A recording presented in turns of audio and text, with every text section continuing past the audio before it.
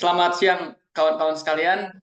Di sini di kota Tangerang yang cerah ini, saya Agung Tamrin berada. Di depan saya ada Wapa. Wap, gimana kabarnya Wap? Di mana posisi sekarang Wap? Alhamdulillah sehat. Ya lagi di Jawa Tengah, Tepatnya di kota apa nih sekarang? di di Pemalang, lagi di dekat gunung kita. Lagi sering naik gunung ini. Lagi sering naik gunung. Lumayan seru lah ya. Kerjanya sekarang Wapa Ya, di bidang pertanian. Berkorelasi lah, berhubungan dengan eh, lulusannya agroekoteknologi. Kalau saya kebetulan karena di bisnis, jadi kerjanya pun di bidang bisnis juga gitu, di bidang keuangan kalau saya. ya sampai Oke, saat ini. Ya, sampai saat ini. Oke, kita ya. mau sedikit membahas sih, Op ya. Kita karena dulu juga sering diskusi, Hmm, dulu pernah ikut Gema Petani, kita ya ikut menyemarakan soal isu-isu pertanian, ikut juga dulu di ranah eh, organisasi internal kampus juga. Jadi memang kita berdiskusi dan kali ini meskipun kita sudah orientasinya bukan lagi mahasiswa, tapi ingin tetap ikut terlibat lah menyemarakan isu-isu yang berkembang di tengah-tengah masyarakat gitu. Fenomena-fenomena yang terjadi kayak misalnya terakhir ada masalah tapera, masalah peringatan darurat yang masih anget banget tentang RUU Pilkada gitu. Dan yang paling anget banget juga masalah kupu papa, masalah anak kedua presiden atau anak ketiga ya, kayak sama anak ketiga ya Wap ya, anak bungsu ketiga presiden, yang bungsu. naik kapal jet pribadi yang diduga gratifikasi itu kan juga marak di masyarakat. Nah, menurut lu sendiri selain ada isu tersebut, isu-isu itu, ada isu apa nih Wap yang kiranya perlu kita juga ikut semarakan atau ikut kita hmm, bahas lebih jauh lagi? Ya, ya. Jadi kalau bicara isu sebenarnya kan ya tadi gitu. Kita udah sering bahas gitu dulu pas masih masih era-era eh, kampus gitu. Cuman kan udah berlewat Hmm. jauh dan kebetulan karena kita udah jarang bertemu, ya jadi kita diskusinya sekarang lewat layar kaca aja gitu. Tapi ya semoga nggak ngurangin esensi. Cuman kalau bicara isu emang agak-agak rame sih. Terutama yang berkaitan dengan kelas menengah ya. Yang terbaru kan emang eh, ini kalau lu lihat di RAPBN 2025. Jadi sekarang tuh anggaran di Kemenhub, subsidinya di public service obligation-nya, kenapa wacana kereta naik gitu ya? Salah satunya naiknya di situ itu kan yang akan memberatkan kelas menengah juga tuh. Jadi subsidi KRL bukan mau dicabut, tapi mau dibedakan gitu kastanya pakai nik. Ya cuman kan kita nggak ada yang tahu gitu. Ya kita tahu lah pemerintah kan carut marutnya parah, jadi kita nggak tahu apakah nanti kita masuk ke dalam golongan kelas menengah atau golongan mana. Cuman nggak bagus banget lah, nggak banget. Terakhir banget juga kan tentang pemungutan ini uang pensiun Iya, yang itu juga masih benar. dalam masuk bahasan tuh. Ya pokoknya kita kejepit lah sana sini lah kelas menengah. Nah tapi Oke. sebenarnya ada satu yang ketinggalan isunya tuh, isu mengenai ketimpangan lahan. Ini juga sebenarnya berhubungan sama kelas menengah. Jadi akumulasinya banyak, kelas menengah tuh kejepit secara ekonomi, terhimpit juga. Mereka kan kesulitan memberi properti, harga rumah mahal sekian kali lipat dari penghasilannya. Pekerjaannya kebanyakan di sektor informal yang jaminan kesehatan dan kecelakaan kerjanya pun mereka tidak punya gitu di sektor informal. Udah lagi Oke. dijepit isu-isu yang kayak begitu. Nah, udah mah kejepit di kebijakan pemerintah yang carut marut, dan ternyata ada satu juga yang lupa untuk kita bahas, yaitu mengenai ketimpangan lahan. Di mana juga sebenarnya berakumulasi ini ke kesulitan-kesulitan kelas menengah, Kang Agung. Itu yang agak jarang dibicarakan kalau menurut saya. Oke. eh, Kalau kita ngomongin tentang ketimpangan lahan dan kelas menengah emang bisa kita perdalam. Tapi kita fokus dulu deh, Wak. Ketimpangan lahan yang kita ketahui kan sejauh ini kaitannya dengan petani gitu kan. Kalau berbicara ketimpangan lahan biasanya kan urusannya undang-undang pokok agraria lah kalau misalkan di HUT dasar aturannya gitu kan. Nah, maksudnya apa emang eh, eh, maksudnya alasan lu nganggap hari ini ketimpangan lahan tuh bermasalah banget gitu tuh. Maksudnya mungkin bisa kita coba fokusin dulu nih ke ketimpangan lahan sebelum ngomongin hubungannya dengan kelas menengah. Emang ada apa sih di ketimpangan lahan? Emang setimpang apa sih lahannya gitu tuh? Sekurang apa sih hari ini Oke. Menteri ATR BPN gitu tuh dalam mengelola lahan gitu I- kan? Gimana gimana? Oke. Ya, Menteri ATR BPN sekarang kan dia awalnya orang yang menolak, menolak Oh, penggusuran dan segala macam. Si itu tuh anak anak masnya SBY, ketua partai oh iya. Demokrat, AHY, kan dia Menteri ATR BPN sekarang tuh. Jadi ya, Menteri ATR BPN aja ngisinya Ya, sama jenderal-jenderal gitu. Mana ngerti mereka. Oke, tapi oke. kalau bicara kenapa ketimpangan lahan ini berdampak terhadap kelas menengah, tanpa kita sadari sebetulnya kan kelas menengah yang hari ini banyak terdistribusi di perkotaan. Ya kalau kita bicara ekonomi, kelas menengah ini sangat signifikan lah. Dia penyumbang 50, sekian persen untuk ekonomi nasional. Jadi ekonomi nasional itu pergerakan dan sirkulasi utamanya adanya di kelas menengah. Itu Kang Agung. Itu yang pertama untuk perlu dipahami bahwa memang sefundamental dan sekrusial itu. Ya karena akumulasi ekonomi kelas menengah ini besar, jadi kalau secara sumbangan ekonomi besar, maka paling tidak kita bisa mengambil kesimpulan sederhana, jumlahnya cukup besar gitu, Kang Agung. Jadi saya mengambil runut berpikirnya begitu. Nah, karena jumlahnya besar, maka kelas menengah seringnya jadi sapi perah bagi pemerintah gitu. Jadi diambil duitnya, diperes, cuman hidup kita nggak maju-maju gitu tuh, miskin terus. Ya karena kita jarang protes juga sih. Nah, tadi kenapa kita bicara ketimpangan lahan, dan ini kenapa berakumulasi. Jadi gini, kelas menengah yang hari ini banyak terdistribusi di perkotaan, kembali lagi, mereka ini kan awalnya kebanyakan ya, memang tidak seluruhnya, tapi kebanyakan kan eh, awalnya mereka ini adalah anak dari orang tua yang hidupnya banyak di desa-desa gitu. Entah dimanapun itulah ya, di Pulau Jawa ataupun di daerah-daerah di luar Pulau Jawa. Karena karena di desa-desa ini pusaran ekonomi utamanya adalah di pertanian, dan mereka ini sudah merasa tidak efisien bekerja sebagai petani. Ini bukan tanpa sebab, sorry, dan bukan tanpa alasan gitu. Mereka tidak efisien. Ini kita bukan lagi bicara mengenai tengkulak. Ya oke, memang tengkulak ini salah satu eh, Mata rantai rantai yang yang membuat, ya mata rantai yang cukup jadi permasalahan petani, tapi bukan itu fokus kita. Kita masalah di lahannya. Nah, kenapa mereka merasa bertani sudah tidak efisien? Karena kalau melihat data BPS-nya mungkin nanti boleh dilampirkan, itu dari tahun 2003 ke tahun 2013, itu kepemilikan lahan petani itu jadi 80% rumah tangga petani kita tuh menguasai lahannya cuma kurang dari 0,5 hektar. 0,45 lah kurang lebih tepat rata-ratanya. Sementara 20%-nya itu menguasai berarti sekitar 3, minimal 3 hektar mereka kuasai. Ini kan sangat sangat tidak efisien gitu. Kan kalau kajian agronomi itu penguasaan lahan minimal untuk bisa budidaya pertanian secara maksimal sekurang-kurangnya 2 hektar. Ini sangat sangat tidak efisien. Nah, karena mereka sudah tidak efisien bekerja sebagai petani di pedesaan, maka mau tidak mau untuk bisa menaikkan taraf ekonominya, mereka harus melakukan multiple livelihood, harus mencari sumber-sumber pendapatan baru. Ya, salah satunya adalah ke kota. Maka dari itu, doktrin yang muncul dan yang turun kepada anak-anak petani ini, jangan jadi petani, jadi bekerjalah di perkotaan gitu tuh.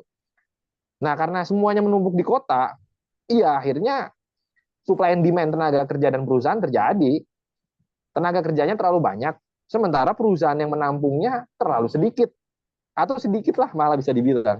Maka terjadilah yang namanya upah murah, karena eh, barangnya lebih banyak daripada permintaan.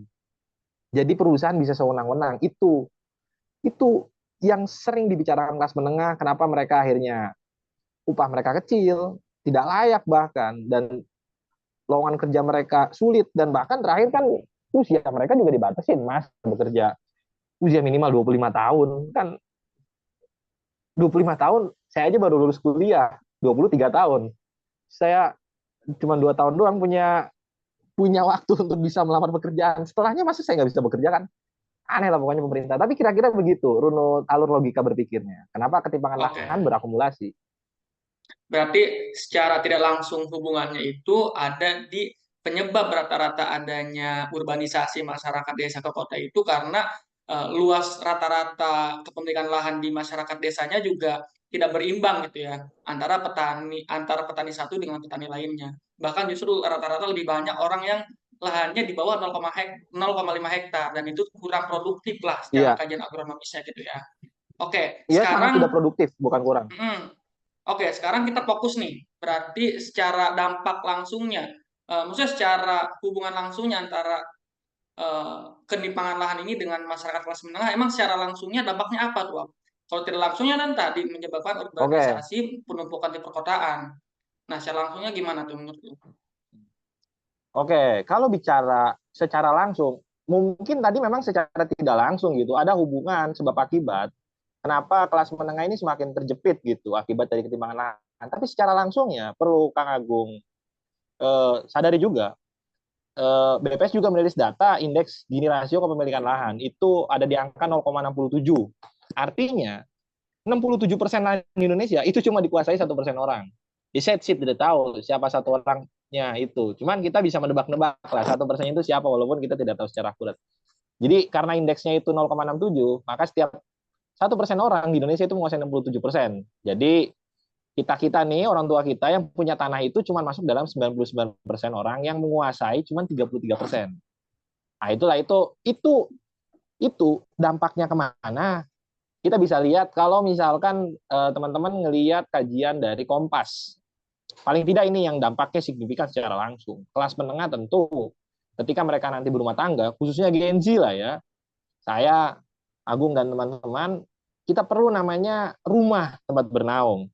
Nah, Ya, rumah-rumah di Indonesia ini itu kan yang paling ideal itu kajiannya adalah untuk bisa membeli rumah itu kita seminimalnya harusnya 2 tahun dari penghasilan kita. Jadi kalau penghasilan kita tidak belanjakan apa-apa, rumah yang terjangkau itu maka kita dalam 2 tahun kita bisa membeli sebuah rumah. Idealnya begitu. Tapi kalau misalkan kita melihat rata-rata harga rumah, kenaikan properti khususnya rumah di Indonesia itu di kajian Kompas itu hampir 20 bahkan 30 kali lipatnya dari penghasilan kita.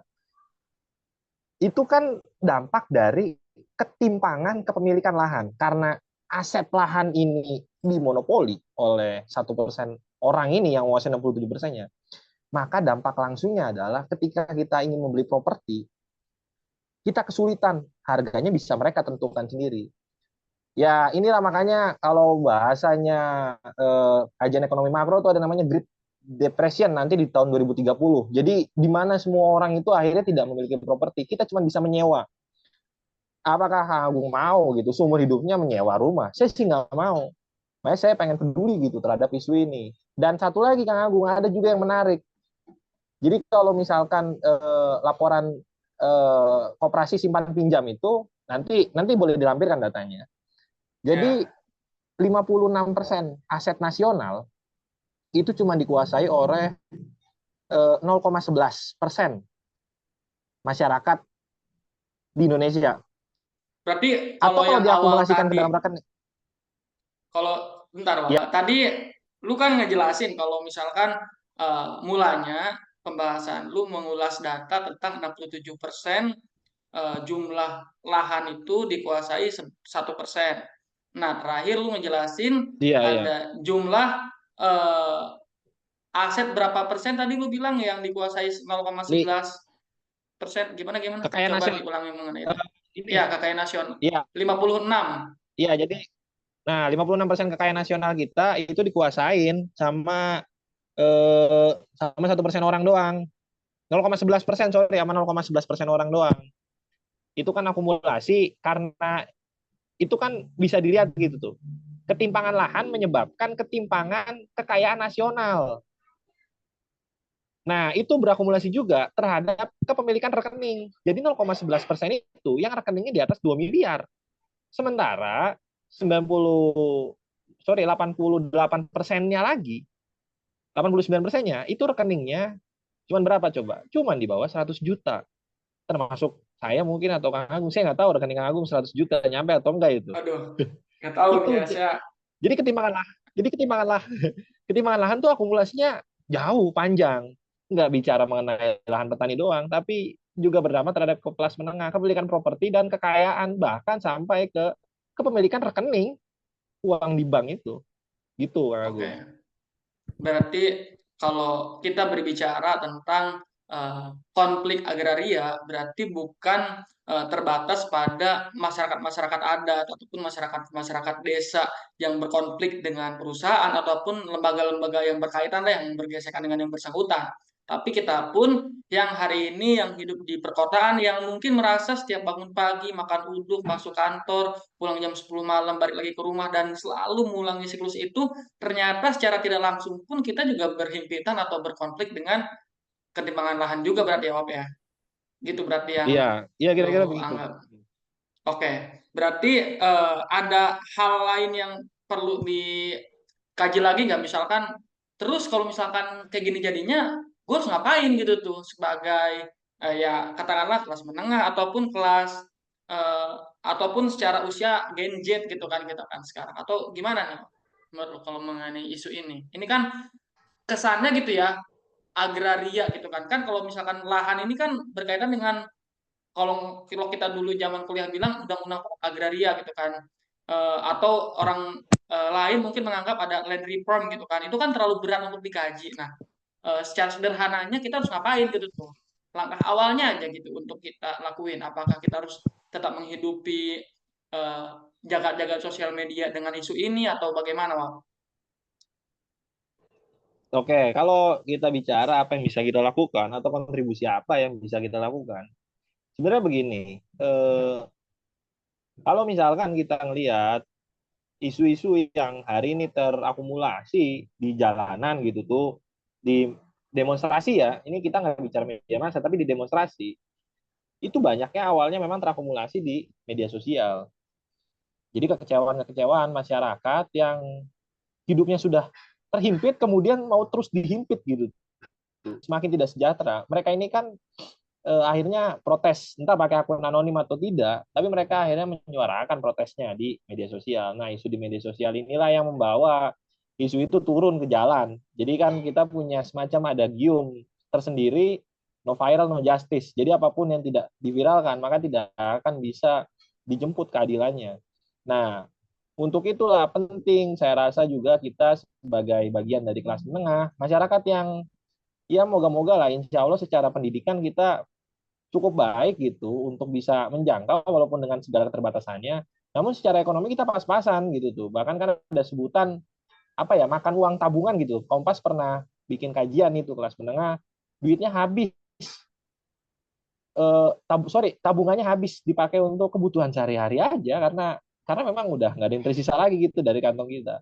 Nah, saya rasa penting juga di momentum ini di banyaknya isu yang hari ini sudah bisa ikut mendarat bahkan sampai ke TV-TV internasional, saya rasa juga penting untuk menaikkan eskalasi isu ketimpangan lahan ini bukan hanya diperjuangkan oleh mereka para pegiat reforma agraria, tapi kita juga sebagai orang dan kelas yang dirugikan itu ikut untuk menaikkan eskalasi isu ini dan membuat isu ini menjadi perbincangan di warung-warung kopi atau bahkan menjadi slogan-slogan protes di jalanan-jalanan begitu tuh atau bahkan menjadi viral di Twitter gitu di apa namanya di trending pencarian ini kan bisa bisa jadi spirit baru. Saya harap sih sebetulnya harapannya begini atau kalau bahasanya Hong Kong protes itu kita bisa mulai melakukan open source protes, protes terbuka terhadap isu ketimpangan lahan. Saya rasa begitu yang bisa kita lakukan, Bung. Oh ya, berarti selain para NGO-NGO yang menyuarakan reforma agraria melalui advokasi ataupun kajian studinya secara langsung gitu ya, kayak misalkan Serikat Petani Indonesia ataupun yang lainnya,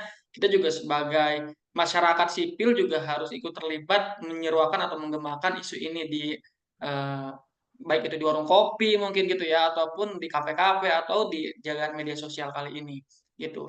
Oke, berarti diskusi kita kali ini yang kaitannya dengan hubungan konflik lahan dan masyarakat kelas menengah dicukupkan sampai sini aja, Wap ya.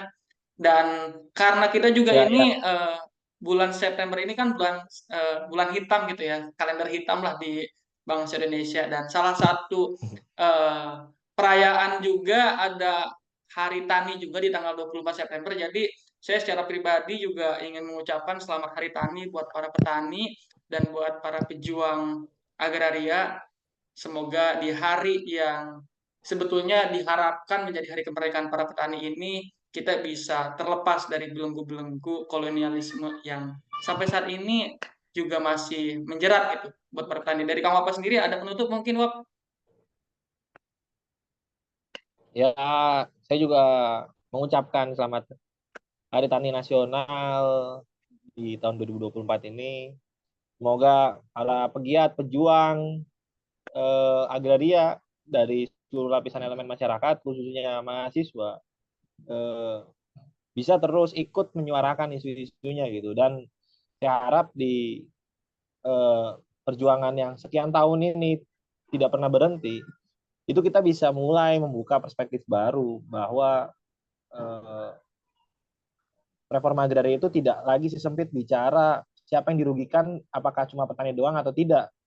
Enggak, kita coba membuka perspektif baru tanpa mengkerdilkan isu-isu yang ada gitu, supaya Ya, ini bisa menyentuh isunya terhadap semua kalangan masyarakat dan bisa dibicarakan isunya menjadi percakapan publik yang lebih besar gitu. Harapan saya begitu.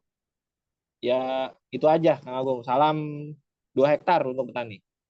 salam 2 hektar untuk petani dan juga kedepannya juga kita akan ikut terlibat juga ya mendiskusikan hal-hal lain baik itu berkaitan dengan pertanian ataupun isu-isu yang merebak di tengah-tengah masyarakat. Oke, salam 2 hektar, Wap. Kita akhiri ya perbincangan kali ini. Selamat siang, selamat Ya, beraktivitas salam kembali. 2 hektar untuk petani. Selamat siang.